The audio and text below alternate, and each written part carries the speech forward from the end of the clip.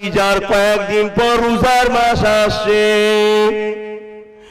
সব ইবাদত আল্লাহ বলেছেন আমার, কিন্তু রোজার মাস এলে আল্লাহ কি বলে? আস-সাওমুলি ওয়া আনা জিবিয়াদিয়া, রোজা হলো আমার খাস ইবাদত, আমি নিজে হাতে রোজাদারকে পুরস্কার দেব। কি পুরস্কার দেবে? লিসাইমি ফারাদানি ফারহাতুন ইনদাল ইফতারি, রোজাদারদের জন্য দুটো খুশির খবর। একটা হলো যখন ইফতারকে সামনে নিয়ে বসবেন, এই সময় যা দোয়া চান কবুল হয়। আর একটা হলো আল্লাহ পাক তিনার দিদার দিয়ে দেবে। তাহলে রোজা রাখতে হবে তো নাকি? না রোজার মাসে গ্যাস বাড়ে? তো যাক আসে রোজা রাখবে, রোজাদারের কত গুরুত্ব একটু শুনে রেখে দেন। একটু বলি একটা রোজার বিষয়।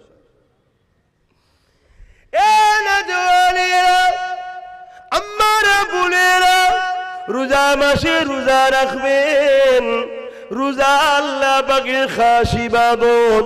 ভাইরা শুনে খেদান, ময়দানে মাশর কিয়ামতের দিনে যেদিন মাথার এক বেদা ইখতিলাফ, এক হাত উপরে আল্লাহ সূর্যকে নামিয়ে দেবে, সেদিন সূর্যের 12 গুণ তাপটা বেড়ে যাবে, মাথার খেনুগুলো নাক দিয়ে গলে গলে ঝরে ঝরে পড়তে লাগবে। এ যুবকেরা, বোনেরা, আম্মারা, বাপেরা শুনে রেখে দাও, এই কঠিন দিনেতে যেদিন জমিনের উপরে মানুষ দাঁড়াতে পারবে না, যার উপরে যা জোর চলবে, জোর করে বুকের উপরে পা দিয়ে দাঁড়িয়ে যাবে, এইরকম একটা কঠিন দিনে আল্লাহ পাকের আরশে আজিমের উপরে একদল লোকেরা জান্নাতি খানা খেতে থাকবে। আল্লাহর ফেরেশতারা দেখে দেখে বলবে, ও রব্বি আল্লাহ পাকেরা কারা, যাদেরকে আপনি কঠিন মুসিবতের দিনে সবাই নফসি নফসি করে, তাদেরকে আপনি নিশ্চিন্তায় বসিয়ে বসিয়ে জান্নাতি খানা খাওয়াতে লেগেছে। আমার আল্লাহ পাক বলতে লাগবে, আমার ফেরেশতারা দুনিয়ার জমিনে যারা ঈমান এনেছিল আমার উপরে, আমার হাবিবের উপরে, সব থেকে বেশি আমাকে, আমার হাবিবকে ভালোবাসতো, আর দুনিয়ার জমিনে আমার খুশির জন্য রোজা রেখেছিল, বাজারে গিয়েছিল, অনেকে খেয়েছিল, এরা খাইনি, ঘরে খাবার ছিল, অনেকে খেয়েছিল, এরা খাইনি। এরা যদি খেত কেউ বকতে পারত না, এরা যদি কেউ কেউ মারতে পারত না, এরা যদি কেউ কেউ আঘাত করতে পারত না। আমার ফেরেশতারা আমার খুশির জন্য এরা দুনিয়ার জমিনে এরা রোজা রেখেছিল, রোজাকে সম্মান করেছিল। আমি আল্লাহ আজকে কঠিন বিচারের দিনেতে এদেরকে আমার জান্নাতের খানা খাওয়া।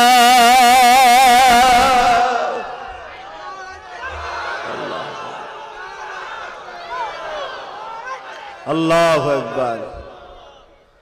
তাহলে আশা রাখবো আমার ভাইরা, এই রোজার মাসটুকু আল্লাহর খুশির জন্য রোজা রাখবেন। দ্বিতীয় নম্বর, হালাল দিয়ে ইনকাম দিয়ে ইফতার করবেন। 3 নম্বর কথা, রোজার মাসে দেখবেন ফিতনা বেশি হয়। এখানে যত চাপ মারে হেড অফিস তত গরম হয়। যতটা পারেন রোজার মাসে ঘরের মধ্যে কাটাবেন, কোরআনকে পড়বেন। যদি পড়তে না পারেন স্ত্রী পড়বে, শুনবেন, ও পড়ে যে নেকি পাবে, আপনি মন দিয়ে শুনলে সেম নেকি পাবেন। জোরে বলুন সুবহানাল্লাহ। যুবকেরা যাবার আগে তৈরি হও, কেননা কবর প্রতিদিন তোমাকে আমাকে ডাকে। এ দুনিয়া মানুষেরা, আমি কবর বড় একা, আসার আগে তৈরি হয়ে আসো। প্রতিদিন ডাকছে তোমাকে আমাকে, আসার আগে তৈরি হয়ে আসো।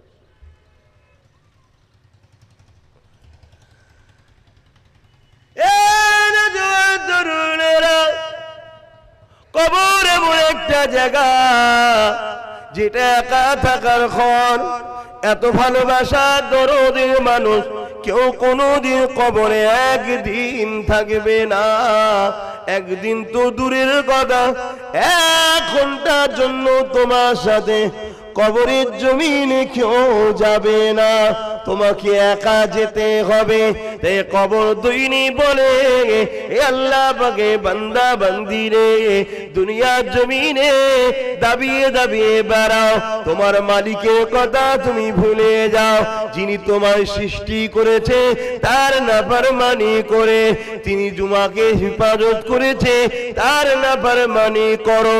যিনি তোমাকে খাওয়ায় তার নাফরমানি করো, যিনি তোমাকে নিঃশ্বাস দেয় তার নাফরমানি করো। আর তোমরা ইবলিস শয়তানের কথা মেনে চলো, কেননা ইবলিস হলো তোমাদের প্রকাশ্য দুশমন।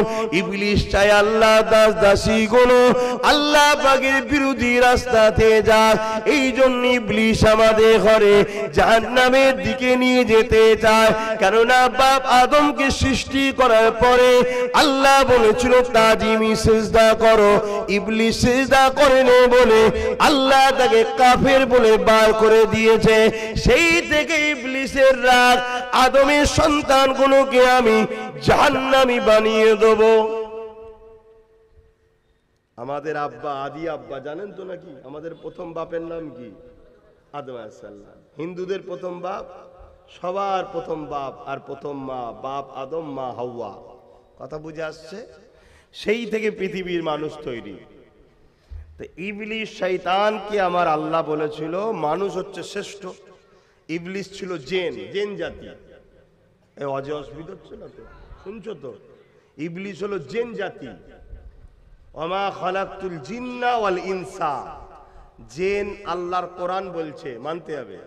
জিন জাতি যেটা আগুন থেকে তৈরি, আর মানুষ মাটির রস থেকে তৈরি, আর বাপ আদম চারটে জিনিস থেকে তৈরি, তার মধ্যে মাটিটাই উল্লেখযোগ্য। এই মাটি হয়ে তাকে একজন আগুন জিন জাতি সেজদা করবে, ইবলিস ওর অহংকারে লেগে গেছে, হবে না, সেজদা করবো না। তাই আল্লাহ তাকে কাফের বলে বার করে দিয়েছে। এই যে জান্নাত থেকে বেরিয়ে গেল ইবলিস আদমের জন্য, তাই আদম সন্তানের উপরে ওর রাগ, যে আদম সন্তানগুলোকে আমি তোমার বিরুদ্ধে নিয়ে গিয়ে তুমি যে কাজগুলো করতে ওদেরকে পরীক্ষা নিয়ে পাঠিয়েছো, তোমার বিরোধী কাজ করে ওদেরকে সব জাহান্নামে নিয়ে যাব। আল্লাহ চায় বান্দা নামাজ পড়ুক, ইবলিস চায় বান্দা নামাজ না পড়ে। তাহলে তোমরা যারা নামাজ পড়ুনি তোমরা ইবলিসের আওতার মধ্যে আছো। ইবলিস তোমাদের ঘরে কিন্তু নামাজ থেকে সরাচ্ছে, কেন? আল্লাহর বিরোধী করার জন্য।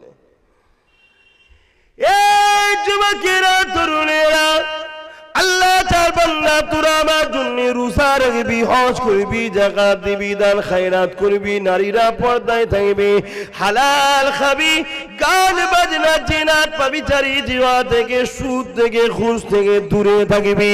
কিন্তু ইবলিস শয়তান চায় আল্লাহ যেগুলো করতে নিষেধ করেছে ওইগুলো বান্দাগুলোকে করাবো, আর আল্লাহ যেগুলো করতে বলেছে ওইগুলো বান্দাকে করতে দেব না।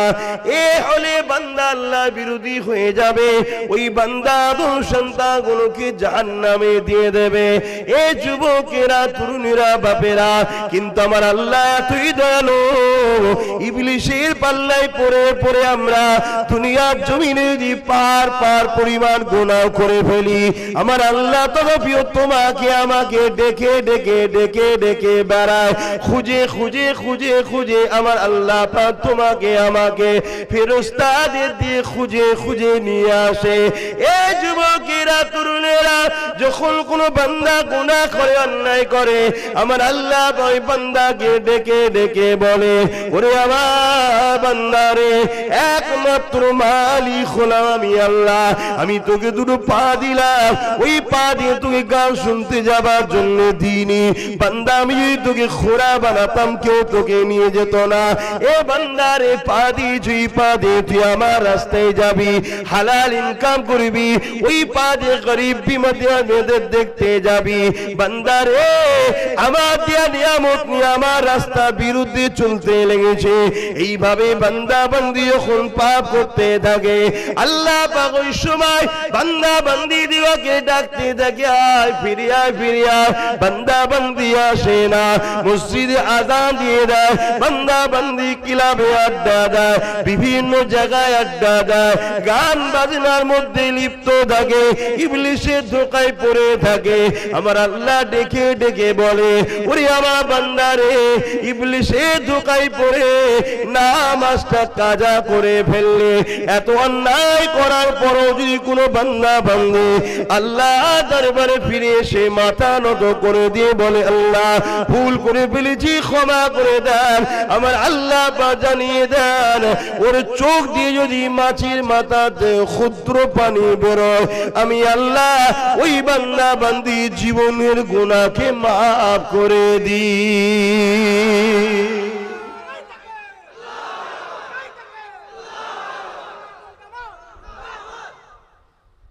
আল্লাহ আমাদেরকে ভালোবাসে না বাসে না?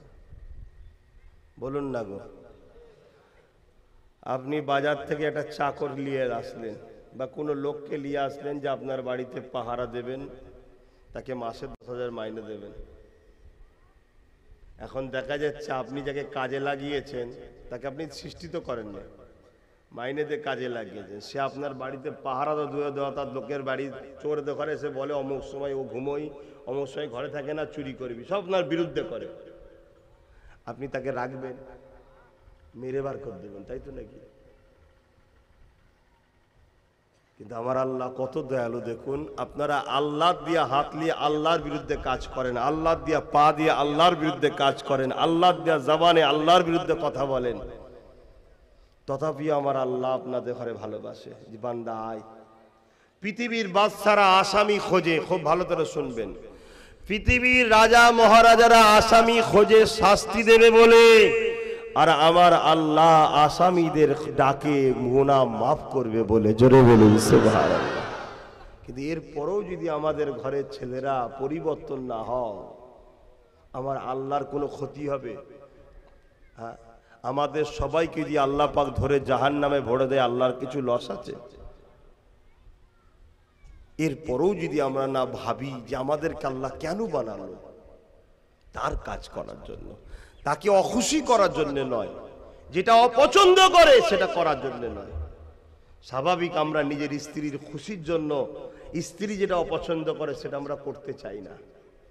ডাক্তার যদি বলে মদ খেও না, আমরা ছেড়ে দিই, আর দয়ার আল্লাহ আমাদেরকে বলেছে হারাম খেও না, আমরা ছাড়তে পারি না।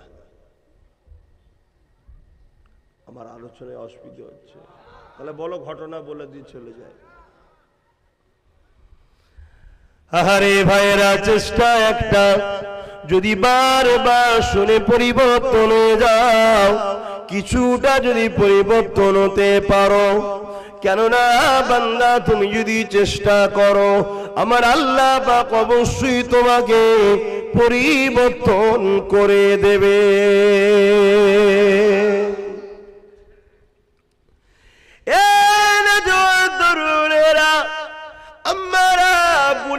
চেষ্টা তোমাকে আমাকে করতে হবে। ফজর বেলা যদি চেষ্টা করো নামাজটা পড়বো, অবশ্যই আল্লাহ তোমাকে যাবার ক্ষমতাটা দিয়ে দেবে। জোহর বেলা যদি চেষ্টা করো নামাজটা পড়বো, অবশ্যই আল্লাহ বা তোমাকে চেষ্টার ফলটা দিয়ে দেবে। আসরে যদি চেষ্টা করো, পড়াবার সুযোগটা আল্লাহ বা করে দেবে। এ বান্দা বান্দি রে, যদি তোরা আমার রাস্তায় আসতে চাস, অবশ্যই আমি আল্লাহ পাক আমার রাস্তার পথিক তোদেরকে বানিয়ে দেব। কিন্তু তোরা একবার চেষ্টা কর, হালাল খাবার চেষ্টা কর, পর্দাতে থাকার চেষ্টা কর, নামাজ রাখা পড়ার চেষ্টা কর, কোরআন তেলাওয়াত করার চেষ্টা কর। এ বান্দা বান্দি রে, আমি আল্লাহ তোদেরকে মায়ের পেট থেকে হেফাজত করলাম, মায়ের নাভির সঙ্গে তোদের নাভিকে কানেকশন করে দিয়ে মায়ের পেটে তোদেরকে খাইয়েছিলাম। বান্দা তোরা ভুলে ভুলে গেলি কি সুন্দর করে আমি আল্লাহ তোদেরকে বানালাম। তোদের শরীরের মধ্যে কত হাড় রয়েছে, তার উপরে চামড়াটাকে আমি লেপে দিয়েছি, তার উপরে গোশত দিয়েছি, তার উপরে চামড়া দিয়েছি।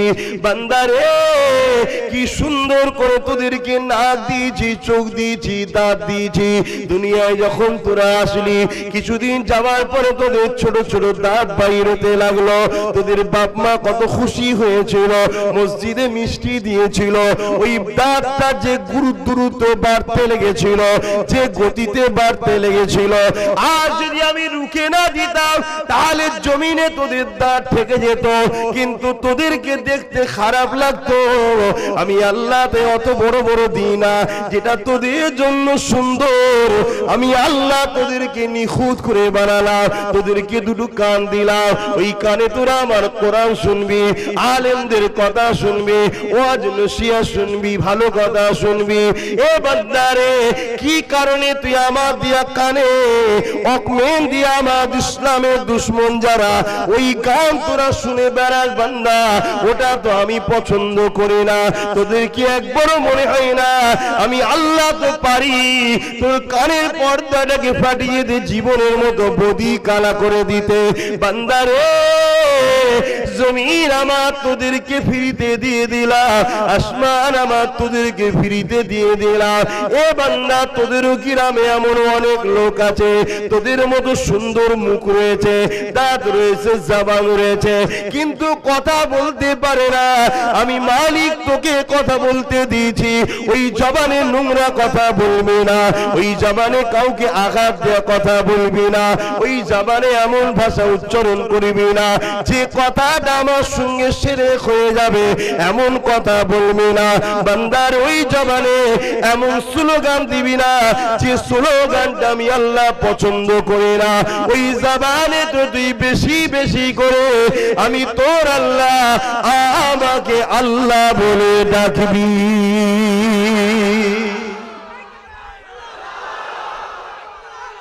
আল্লাহু আকবার, আল্লাহু আকবার, আল্লাহ। আহা, ভাবতে হবে আমার ভাইরা, ভাবলে দেখবে পরিবর্তন হয়ে যাবে। ভাবতে হবে। হালকা বয়সে হয় জলসা লাইনে নাবার আগে হালকা বয়সে আমিও তো অনেক বদমাইশ ছিলাম, হই হই করে বেড়াতাম। কিন্তু না, যেদিন থেকে ভাবতে শুরু করেছি এই জন্য আমাকে আমার মালিক দুনিয়ায় পাঠাই রে, কেন সামান্য জিন্দেগি আমাকে তার কাজ করে তাকে খুশি করতে হবে, পুরস্কারে জান্নাত ও তার দিদার নিতে হবে। একটা কোম্পানিতে চাকরি করো, তোমাকে 8 ঘন্টার কাজ করতে হবে, কাজ শেষ হবে মাইনে তুমি পাবে ডিউটির শেষে, তাই তো নাকি? শুনছেন তো? তুমি ওই সময় খেলাতে হই হই করে কাটিয়ে দিলে তোমার কি হবে? কিছু পাবে? আর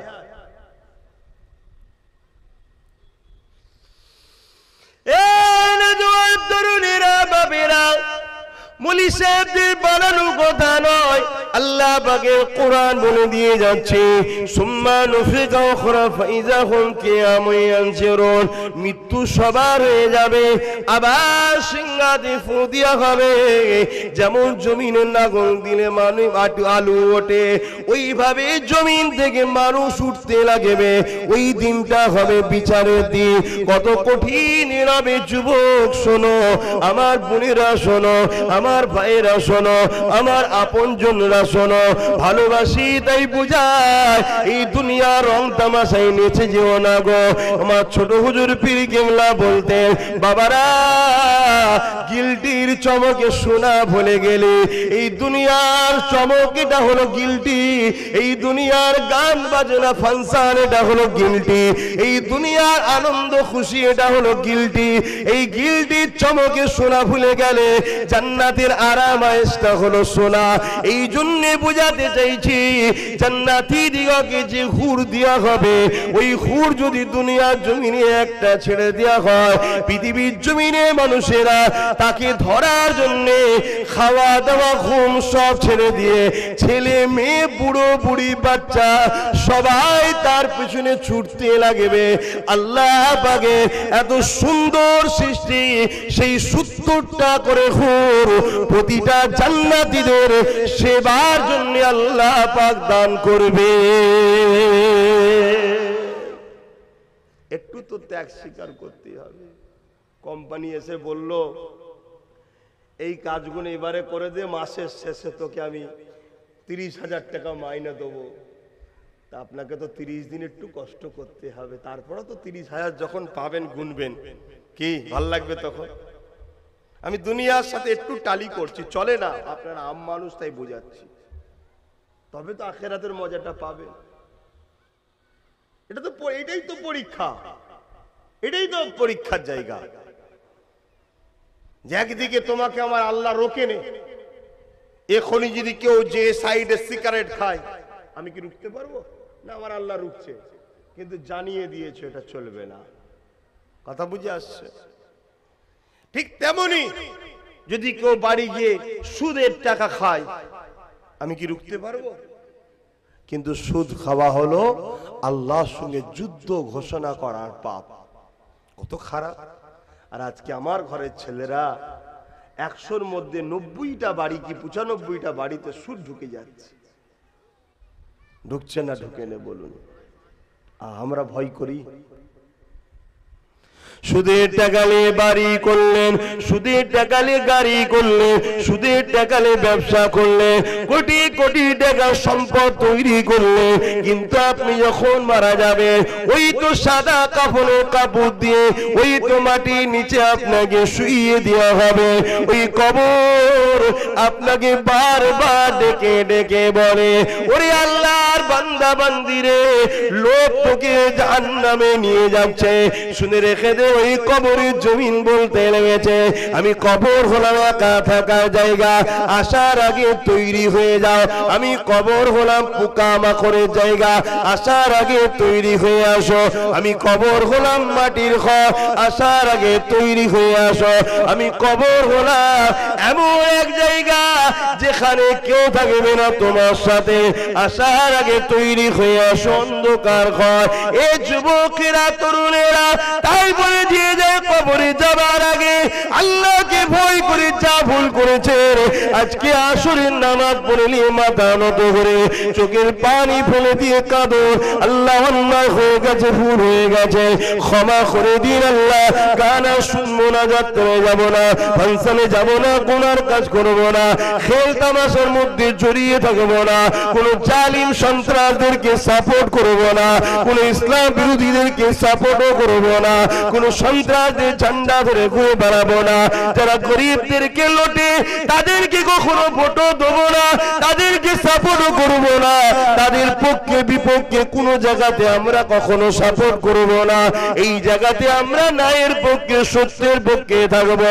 ওগো আমার আল্লাহ, আল্লাহর ওলিদের পিছনে আমি থাকবো, আলেমে হাক্কানীদের পিছনে থাকবো। আমি মসজিদে যাব, আমি নামাজ পড়বো, আমি রোজা রাখবো, হজ করবো, যাকাত দেবো, আল্লাহ আপনার পক্ষে কাজ করবো।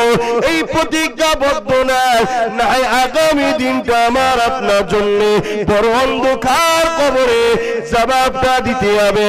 কেননা নবী আমার জানিয়ে দিলে দুনিয়া জমিনে যারা আমার বেখিলাফ চলবে আল্লাহ পাক কবরে তাদের জন্য জাহান্নামের একটা গর্ত করে দেবে আর 99টা আগুনের শাপ দেওয়া হবে। শুনছেন তো? মনে হচ্ছে এটা একটা গল্প তো নাকি? যদি গল্প হয় উড়িয়ে দেন, আর যদি আপনি বিশ্বাস করেন তাহলে ভয় করুন। কেন কালকে আপনাকে যেতে হতে পারে, আমাকেও যেতে হতে পারে, কোনো গ্যারান্টি নাই। যাবার আগে ভাবুন, তৈরি করুন। আর আমার আল্লাহ এত দয়ালু, কেউ যদি খালেস অন্তরে এক্ষুনি তওবা করে নেয় জীবনের সব গুনাহ মাফ করে দেবে আর গুনাহগুলোকে নেকিতে পরিণত করে দেবে। জোরে বলুন সুবহানাল্লাহ। এবার আপনি যদি ভাবেন ঠিক আছে তাহলে সময় হলো তওবা করে নেব, আজ সুযোগ পেয়েছেন কাল সুযোগ পাবেন, এর কি মানে আছে? কি গো ঠিক না বেটি? আজ সুযোগ পাচ্ছেন, কালকে সুযোগ পাবেন, এর কি মানে আছে?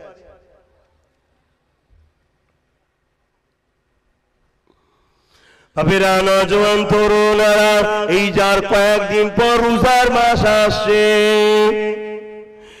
সব ইবাদত আল্লাহ বলেছেন আমার, কিন্তু রোজার মাস এলে আল্লাহ কি বলে?